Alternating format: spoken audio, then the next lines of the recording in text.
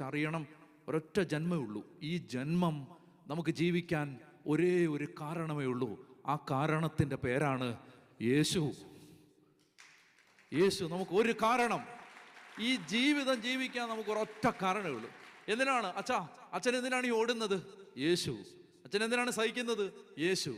അച്ഛൻ എന്തിനാണ് അധ്വാനിക്കുന്നത്? യേശു. അച്ഛൻ എന്താ പ്രസംഗിക്കുന്നത്? യേശു. സിസ്റ്റർ എന്തിനാ ഈ ജീവിതം കൊടുത്തത്? യേശു. The one and only reason for our life is none other than Jesus. ഞാൻ ജീവിക്കുന്നത് ആർക്ക് വേണ്ടി? അപ്പോൾ ഞാൻ പറയുന്നത് ഇതൊരു വലിയ ഐഡിയലാണ്. പക്ഷെ നമുക്ക് അതിനു വേണ്ടി ആഗ്രഹിക്കണം. കർത്താവ് പറഞ്ഞാൽ എന്ത് ചെയ്യും?